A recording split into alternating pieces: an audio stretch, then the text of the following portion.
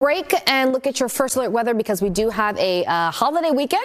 We want to keep an eye to the sky because rain chances are in the plans. Let's get on over to meteorologist Colin Myers with what you're tracking, Colin. You know what? Already that tower camera you just saw, here it is, full Fort Worth, guys, looking to the west. Look at this. This is a pretty good cluster of thunderstorms now kind of moving into the Metroplex. They're kind of moving more southward, but trying to pick up a little bit. We're seeing development east of that line, and we'll show you that line in just a second on radar. But pretty cool to see this. You see the cloud tops all the way up here. Those are up at 50,000 feet. Let's go right over to radar. There's that stalled front. It's pretty much a stationary front altogether now.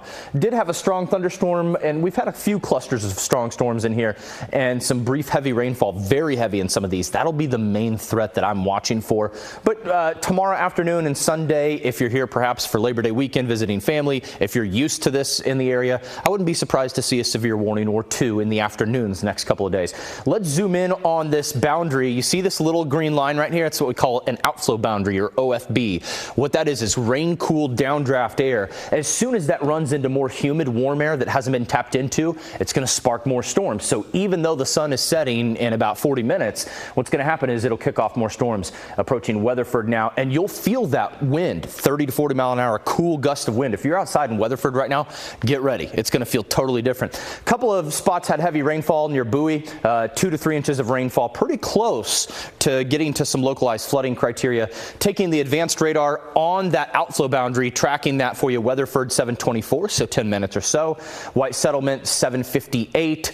Lake Worth 752. So we'll see how these hold together. I do think you'll get a little eastward development here as these trend south. So parts of Fort Worth that were lucky a couple days ago, you should be seeing this rain come in somewhat soon.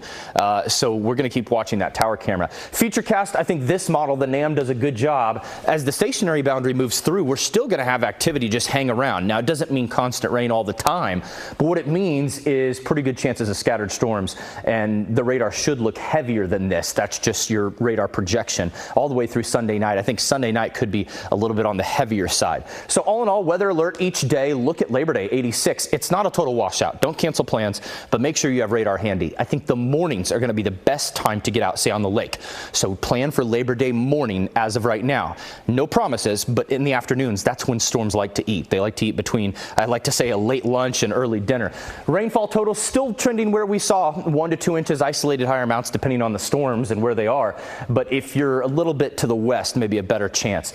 All in all, 7-day forecast looking good in terms of rain chances, and something we're going to talk about coming up a little bit later. Also at 10, the tropics are really flaring up, including signals that the Gulf could be the main target for a couple of potential storms. So we got to watch this closely. There's a lot of very warm water, way above average temperatures. Wouldn't take much to develop a major hurricane.